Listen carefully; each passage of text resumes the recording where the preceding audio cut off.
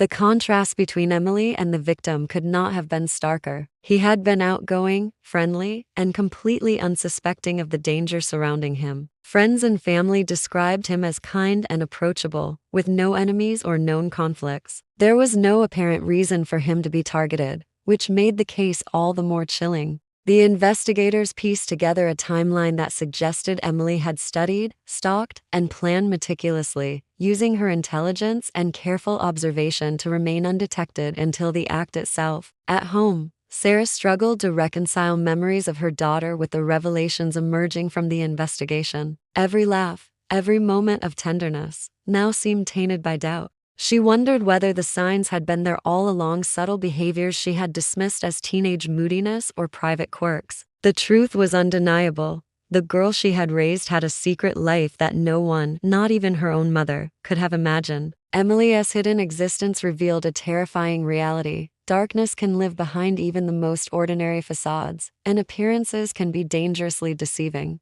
After days of investigation, police finally located Emily. She had been hiding in a friend's attic, a cramped, dimly lit space filled with blankets, books, and carefully packed belongings. When officers approached, she did not resist or panic. Her calm demeanor unnerved even the most seasoned detectives. It was as if she had anticipated this moment, prepared herself for the consequences, yet remained detached from the horror of her actions. Back at her house, forensic teams continued their painstaking work. Emily's bedroom, once familiar to Sarah as a place of innocence and comfort, had been transformed into a meticulously organized crime scene. Every item seemed carefully placed. Tools, containers, and notes were found hidden in drawers and under the mattress. Some of the containers had traces of blood, suggesting that Emily had experimented with preservation or study. Pages from her journal revealed step-by-step observations of anatomy and decomposition, illustrating a level of calculation that chilled investigators. Psychologists later evaluated her and described a personality that blended intelligence, social isolation, and obsession with death. She was methodical, detail-oriented, and precise in her thinking.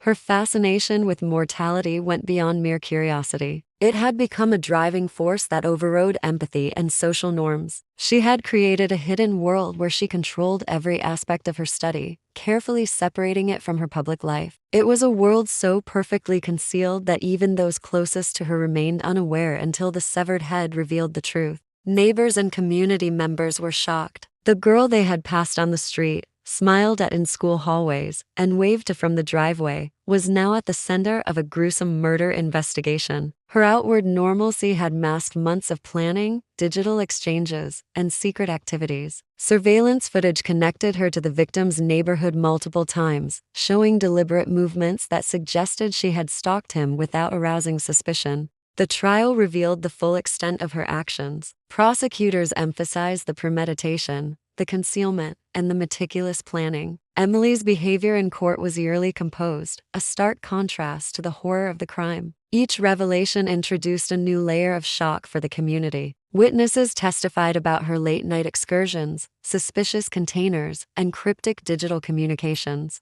Every detail painted a portrait of a mind that had crossed boundaries no one had imagined a teenager capable of crossing. For Sarah, the mother, the arrest was only the beginning of a nightmare. The realization that her daughter had committed such a calculated act left her struggling to process grief, betrayal, and fear. Life as she knew it had been shattered, replaced by a terrifying understanding of how hidden darkness can reside even in the most familiar faces. The arrest was just one chapter. The psychological, legal, and emotional consequences were only beginning to unfold. Sarah Thompson's life changed forever the day Emily was taken into custody. The house that had once been a place of comfort and security now felt like a prison of memories she could no longer trust. Every corner, every room, reminded her of the daughter she thought she knew. Nights became unbearable, filled with dreams that replayed the severed head, the meticulous planning, and the hidden darkness that had gone unnoticed for so long. The community that had once been close-knit now seemed fragile, whispers of the crime spreading through schools, workplaces, and neighborhoods like wildfire. Emily's trial drew national attention, a stark reminder of how appearances can deceive. Prosecutors laid out evidence piece by piece: the digital communications,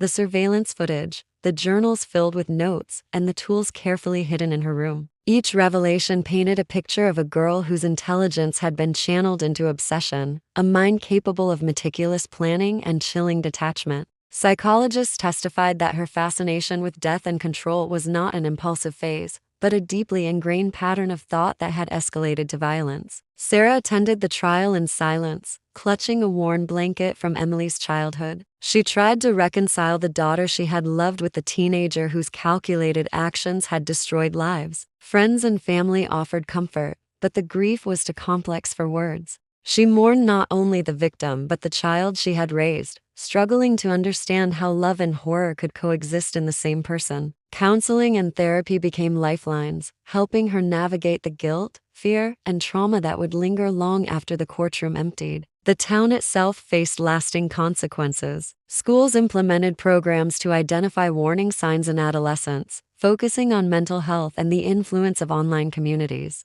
Parents became more vigilant, realizing that teenage secrecy could hide far darker realities than they had imagined. Emily's story became a case study in criminal psychology, her actions dissected to understand the combination of intelligence, obsession, and isolation that had led to murder. Yet, even after the trial concluded, questions remained. How could a seemingly ordinary teenager meticulously plan such a horrific act without anyone noticing? How many subtle signals had been ignored or misunderstood? And perhaps most unsettling of all, how many hidden lives, filled with obsession or darkness, go unnoticed until it is too late. Sarah's world would never return to normal, but her story serves as a haunting reminder that appearances can be deceiving, and the darkest secrets often lie just beneath the surface of the ordinary. The tragedy left scars, lessons, and a chilling truth. Sometimes the most terrifying monsters are those we think we know the best. Sarah Thompson never imagined that Emily, her quiet, seemingly innocent 17-year-old daughter, could hide a secret so dark until she discovered a severed head in her bedroom. A shocking crime that would tear their lives apart forever. Sarah woke up that Thursday morning with a sense of routine she had followed for years. The sunlight filtered gently through the blinds, dust motes floating lazily in the warm light. Birds sang outside, their songs sharp and cheerful, a stark contrast to the uneasy feeling gnawing at her chest. She moved through the house almost automatically, preparing breakfast, checking the mailbox, making sure everything was in its usual place. Emily, her 17-year-old daughter, had been acting strangely for weeks. She spent long hours shut in her bedroom, often refusing to eat with Sarah or answer her questions about school, friends, or life in general. Lately, Sarah had grown accustomed to the silence, telling herself that teenagers went through phases of secrecy and mood swings. But that morning, something felt off. As she walked down the hallway toward Emily's room, Sarah noticed a strange odor, sharp and metallic, lingering in the air. Her stomach twisted. At first, she thought it might be spoiled food left somewhere or perhaps a leaking pipe, but the scent seemed to grow stronger as she approached Emily's door. With a deep breath, she pushed it open, expecting the usual clutter of textbooks, clothes, and half-finished projects. The scene that greeted her was incomprehensible. On Emily's bed lay a human head, its eyes wide and unblinking, staring at the ceiling. Panic gripped her chest, making it hard to breathe. Her mind refused to accept what she saw. This had to be some nightmare, some grotesque joke. But the cold air, the metallic scent, and the unmistakable reality of the scene left no room for denial. The bedspread was tangled around the lifeless head, and stuffed animals that had once been comfort objects now seemed grotesquely out of place, as if mocking the horror. Sarah's body trembled, and her scream tore through the house, a sound of raw terror and disbelief. Her first thought was of Emily. Where was her daughter? How could she have left something so horrifying in her room without warning? Every instinct screamed to run, to call for help, but she also knew that leaving the room without understanding what had happened might destroy evidence. With shaking hands, she backed out of the room and called 911, her voice barely coherent as she tried to explain the unimaginable. Outside, neighbors would later report hearing her cries, but in that moment, Sarah felt isolated in a world that had suddenly shifted from ordinary suburban normalcy to a nightmare she could never have imagined. It was a morning like any other, yet it ended in horror. In the span of a few seconds, Sarah's life had changed forever, and the quiet, familiar world she had known was gone. The discovery of the severed head in Emily's bedroom marked the beginning of an investigation that would uncover secrets she could never have dreamed existed, revealing the chilling reality that the daughter she thought she knew had been living a hidden, terrifying life.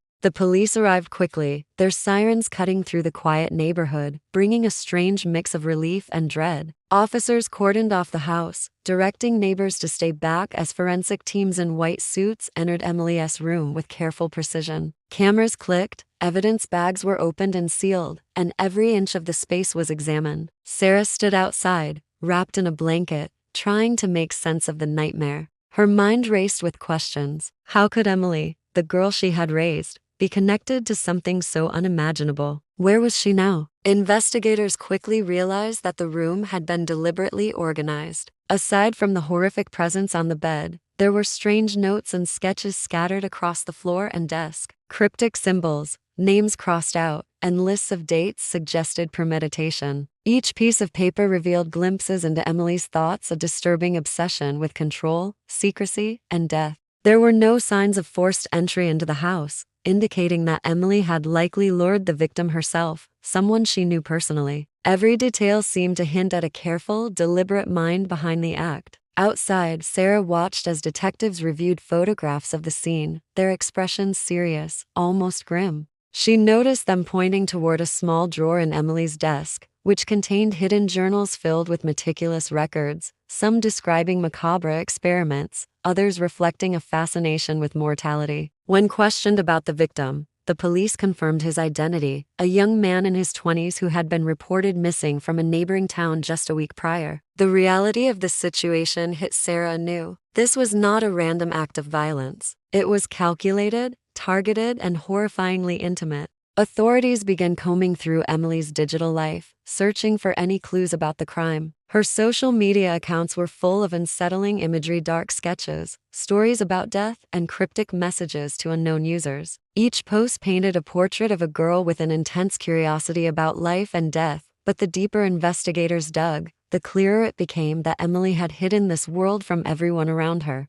Surveillance footage from streets near the victim's home showed her movements days before his disappearance. It painted a timeline of planning, rehearsed steps, and secret meetings. Meanwhile, the community struggled to reconcile the outwardly normal teenager they thought they knew with the chilling reality emerging from her room. Teachers, neighbors, and friends began to question every interaction, every unusual behavior they had dismissed as teenage angst. Sarah felt a crushing sense of guilt, wondering how she had missed the signs and if she could have done anything to prevent this. Each revelation brought new layers of shock, leaving the household and the town on edge, knowing that the ordinary, familiar world they had trusted had been irrevocably shattered by a hidden darkness. Emily had always appeared ordinary to the outside world, a quiet teenager who blended seamlessly into her neighborhood. She kept to herself at school, excelled in classes, and was polite to neighbors and teachers alike. Friends described her as shy but kind, never hinting at the darkness that would soon shock the entire community. On the surface, she seemed like a typical 17-year-old, creative, withdrawn at times, and deeply private. But investigators soon discovered that this calm, orderly exterior masked a life filled with secrecy, obsession, and careful planning.